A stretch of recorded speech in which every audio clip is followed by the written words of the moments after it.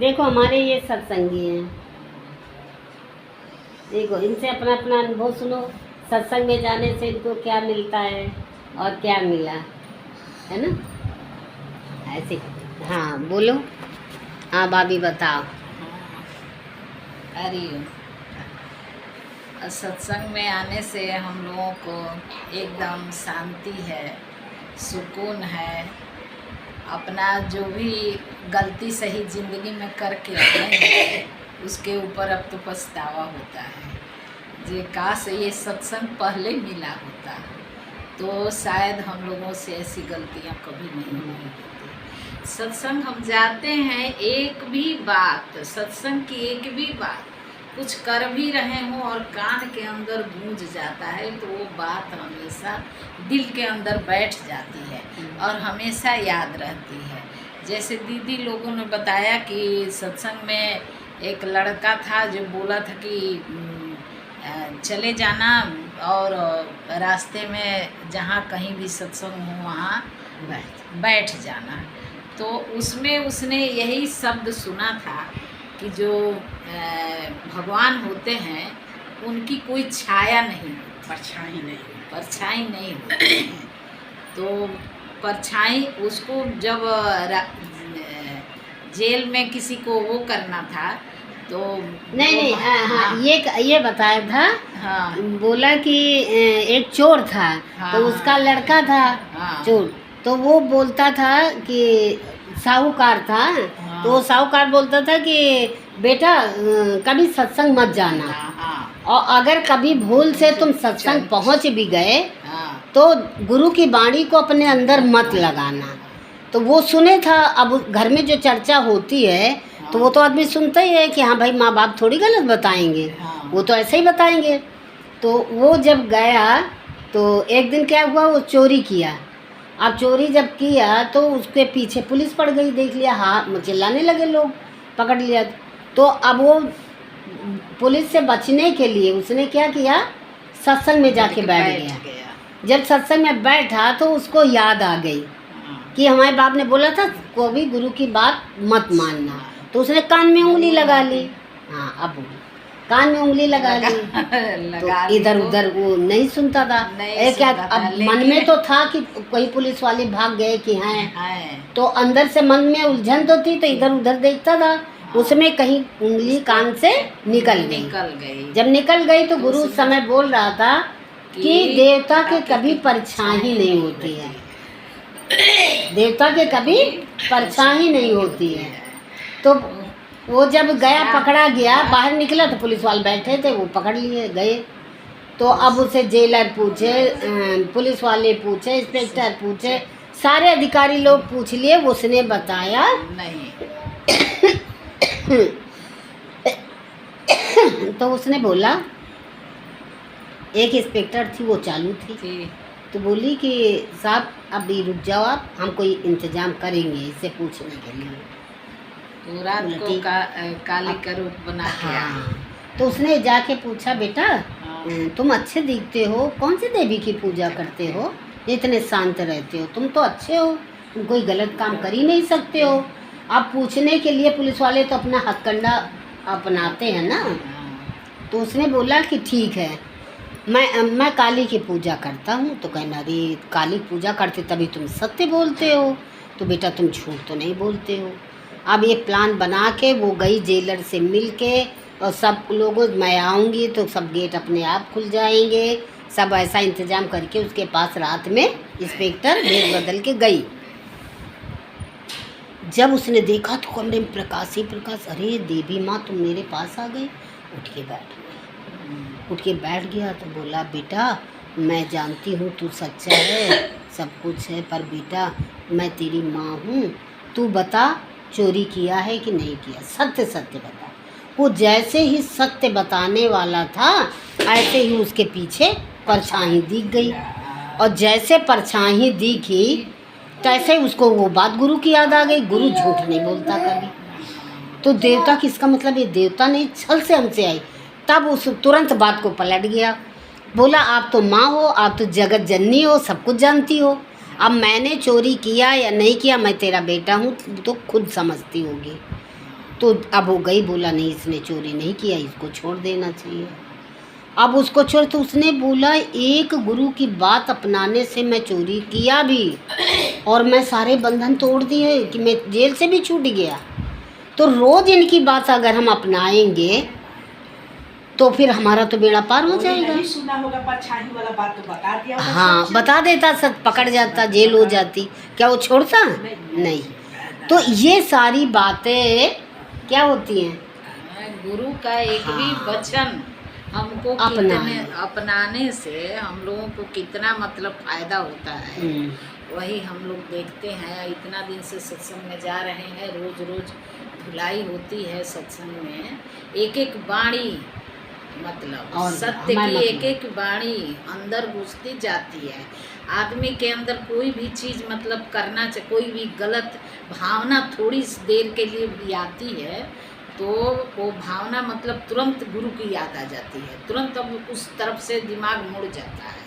ये मतलब हम नहीं, कोई भी गलत भावना ना आए, हम कोई भी गलत काम ना करें। ये 24 घंटा मन में रहता है कि किसी मन को में हम लोग रहता है गलत कि भाषा किसी कुछ के ना बोले। बोले। आप बोल भी देते हैं तो हम लोग कहते हैं कि हे भगवान, ये मतलब मन से हटा दो ये सब चीज़, किसी के गलत ना सोचे ना बोले। लेकिन कभी कभी मन से आ जाता है। नहीं, आ जाता है तो ये भी तो आ जाता है पीछे से हाँ। कि हमने मैंने ये क्यों बोला, ये भी नहीं बोलना नहीं चाहिए, बोलना चाहिए। तो प्रायश्चित तो कर लेते हैं ना। इतना दिन हम बात लोग भी को होती है ना, तो इसमें रहता है कि गुरु का कोई राज होगा जिससे ये बातें होती है। घर में किसी भी बात को लेकर के जैसे अनबन भी हो गई तो होता है जो इसमें भी गुरु की कोई मर्जी होगी, तभी तो हम लोग अपने आप को इतना दिन से मतलब सत्संग सुन रहे हैं। अब अपने आप को अपने को सुधारो। गुरु भी कहते हैं कि अपने आप को सुधारो।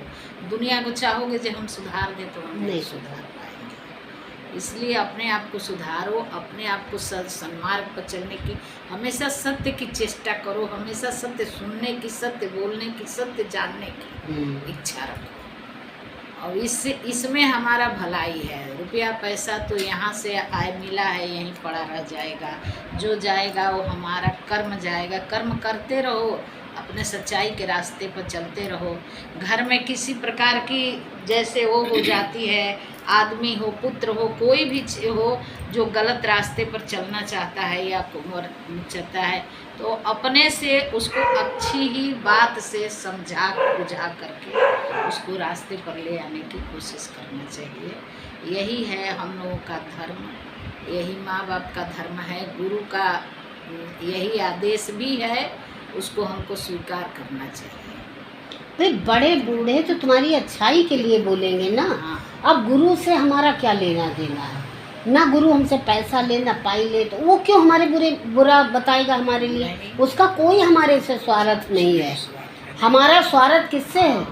किसी संकट में भी फंस जाते हैं तो हम यही कहते हैं कि ये गुरु जी हमारी रक्षा करें। तो गुरु जी रक्षा करते हैं। ये तो मानी भाई है, और अगर वो नहीं तुम्हारे साथ रहेगा नहीं कर। ये सब हम लोगों का अनुभव का विषय है। अब ये नहीं है जो फालतू सुनाया बात हम बोले।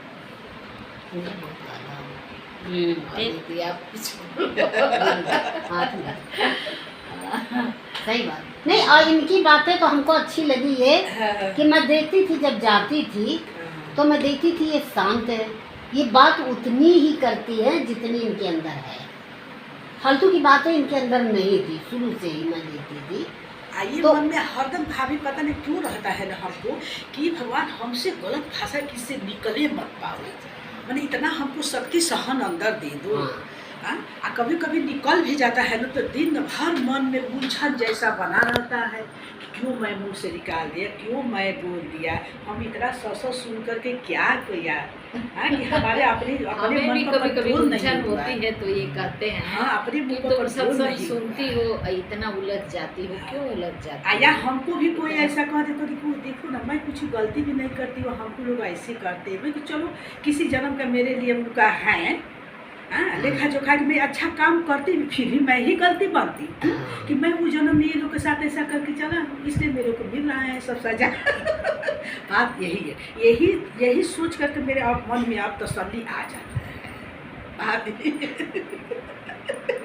नहीं, तसल्ली का पहले भी तो थे हम लोग। तसल्ली थे, पहले सुनते थे तो उलझ जाते थे। वही उलझ जाते हाँ, थे। हाँ। पहले हम ऐसे हैं भी नहीं, फिर भी उसने कह दिया। अब ये समझ में आता कि कलयुग है तो क्या है क्या कलयुग, है जो कहा नहीं, भगवान ने तो पहले ही बता दिया अर्जुन बता से दिया है। कि कलयुग आएगा तो ये बातें होंगी, और इसके लिए उन्होंने सुना दिया। अब हमको तो रोज गुरु बताता, उनको तो एक ही दिन बताया तो आ गया। तो आज लगता है कि कलयुग है तो क्या है, यही तो है। यही तो कलयुग सूरज नहीं बदला, चंद्रमा नहीं बदला, प्रकृति नहीं बदली, कार्य भगवान के सब वही है। कुछ बदला, शास्त्रों में जो लिखा है वो नहीं बदला, हम लोग बदल गए। लेकिन ये भी देखते हो कि जितने आप अच्छा करते हैं उतनी आपकी बुराई हाँ, अच्छाई नहीं मिलता। वही अच्छा, क्योंकि उसको अच्छा नहीं पसंद नहीं है ना। अगर हम गलत करते हैं तो प्रकृति एक न एक दिन उसको प्रकट करेंगे, बिल्कुल। चाहे हम गलत करें चाहे अच्छा करें, उसका प्रकृति ने तो जवाब देना ही है।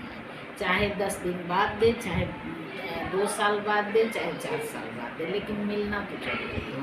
और जो भी कर्म करेंगे इसी धरती पर पाकर ही जाएंगे। ये सारा काम भगवान ने प्रकृति को सौंप दिया कि प्रकृति तुमसे कुछ भी करोगे, कुछ भी डालोगे। प्रकृति है क्या, एक जमीन। चलो इंसान नहीं समझे तो हाँ। भगवान तो समझ रहे खेत है हैं। एक, हाँ, और उसमें जो बीज डालोगे। हाँ। इसीलिए दादा भगवान कभी किसी को गलत शिक्षा नहीं दिया। नहीं। औरतों को देखते थे दुखी ज़्यादा हैं, इनके साथ अत्याचार ज़्यादा होता है, तो उन्होंने सबसे पहले बीड़ा यही लिया कि मैं अपने देश की औरतों को थोड़ा स्ट्रॉन्ग बनाऊंगा, जिससे कि बेचारी मर ना पाए, ये रहे प्रेम से तो एक दूसरे का।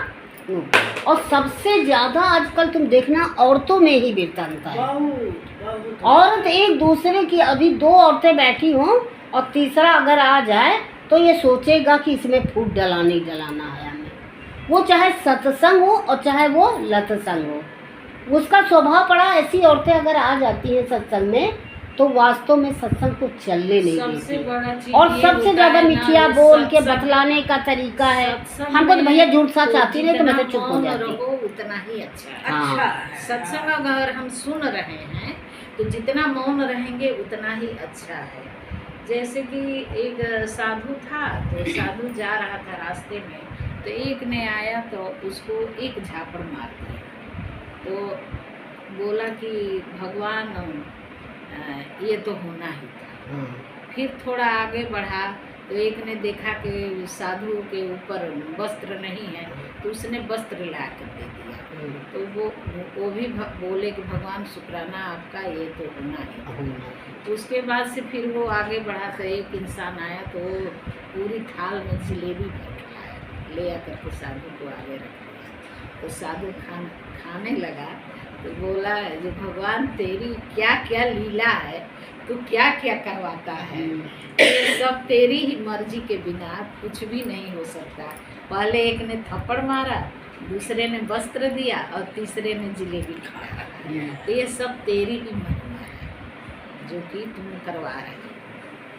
यही सब थोड़ा छोटा छोटा दृष्टांत है जो कि सुनते हैं, दिमाग के अंदर रखे रहते हैं, भजे रहते हैं। खाना भी बनाते हैं तो भजन साथ में चलता रहता है दिमाग के अंदर, जो भजन सुनते रहें और अपना समय कैसे पास होता है पता भी नहीं चलता। ये सुबह मेरी शुरुआत भजन से ही होती है। मैं उठती हूँ चारपाई से, धरती माँ को प्रणाम करके बस वही भजन लगा के फिर मैं हाथ अपना देख करके बात। शांति भजन में ही है। शांति जो है अंदर भगवत भाव है, भजन नहीं तभी करोगे मिलेगी। ना तो फिर आपको बुढ़ापा समय पर नहीं निकलेगा। बड़ी वाली दीदी बोल रही थी कि एक उनके पिता बीमार थे तो बोले कि पापा भगवान का नाम लो, भगवान का नाम लो। हाँ। उसको भगवान का नाम निकल ही नहीं रहा था। नहीं, तो नहीं किसी का निकलेगा। लड़का का राम का नाम था तो उसको बुला करके लाए। बोले कि इसका क्या नाम है? अरे ये तो जान में तो फलाना का लड़का है। बड़ी वाली दीदी बोल उस दिन बता ये तो फलाना का लड़का है। मैंने ऐसा मतलब भगवान उसको ये कर दिए कि भगवान का नाम उसको निकल ही लिया ही रहा नहीं था तो था। कहाँ से याद रहेगा? हाँ। जो जिंदगी भर देखा किया वही तो आएगा। आएगा। कहाँ से? बोले ये नहीं यहाँ सुधरेगा, ये तो मैं उसको जब से लेके सुनी हूँ गए। तब से मैं कहती कि हे भगवान राम राम हरदम भगवान का नाम लेते रहूं, नहीं तो ऐसा समय कभी आ जाएगा जल्दी निकलेगा नहीं तो ये भी कष्ट है। ये तो प्रैक्टिस भाई, रोज का सत्संग हमें प्रैक्टिस कराता है। हाँ। रोज रोज जाते कुछ ना कुछ सुन के आते, तो ये जाते तो है अंदर हमारे। जाते भी है। अच्छा, अंदर जाता है तो कभी कोई चीज आती है तो वो निकल भी तो पड़ता है निकल पड़ता है कि गुरुजी ऐसे कहते थे, गुरुजी वैसे, तो मन में शांति मिलती है। और जब मन में शांति मिलती है तो हम लोगों के अंदर अच्छा लगता है कि हम लोग क्यों जाए उलझने वाली दुनिया में। मैं तो शुरू से, हमारी तो पैदाइश यही थी, अब भाई हम लोग कहीं परपंच में नहीं बैठे हैं और कभी किसी में नहीं गए, वो शुरू से आज तक वही आदत पड़ी है कि रस नहीं है बाहर का। कहाँ बाहर क्या हो रहा, क्या तुम्हारे सत्संग में भी गए, कभी किसी ने पूछा कि क्या तुम्हारे घर में है, तुम्हारा आदमी क्या करता है, तुम्हारे घर में खाया क्या जाता है, इन सब बातों में कभी रस ही नहीं क्या था। मतलब? और कोई पूछता भी था तो अरे जहाँ आए हो ये ले लो ना, बहुत समय गंवा दिया। तो हमें तो आज भी यही लगता है कि अगर आज मैं मैसेज रात के 12 बजे तक देखती हूँ, मैसेज आया गीता का, नहीं आया, मैसेज आया कि गीता है सवेरे, नहीं आया। हम तो यही कहते हैं कि अगर हमको कुंवारेपन में मिला होता ये सब, तो हम तो शादी नहीं करते। हाँ, तो कहाँ से करती वही तो, लेकिन जब का छूटा था तब मिला। मिला अरे अभी भी बहुत समय है, कब? अभी भी अगर हम अपने को सोच लें कि आज का दिन मिला है तो आज के दिन हम सारा दिन भगवान के कभी स्मरण में लगा, अभी भी मुक्ति मिल सकता है, मिल सकती है। यदि आप सत्य पर मतलब हाँ। टिक जाओगी तो मुक्ति मिल सकता है। पिछले डिब्बे में बैठ गए तो भी तुम वही मंजिल तक हाँ, पहुंचोगे। अभी भी मिल सकता तो हमको तो ये है। लगता है कि अगर आज का दिन हमें मिला है तो हम क्यों बातन में जाए। हमको आज का दिन भी भगवान की ही लीला में रहना है, भगवान के ही लीला का वर्णन करना, वो उसका देखना है, उसके स्मृति को अंदर बसाना है। तो मैं तो एक बार मैं बताई नहीं थी कि मैं राम राम राम राम राम राम करती गई।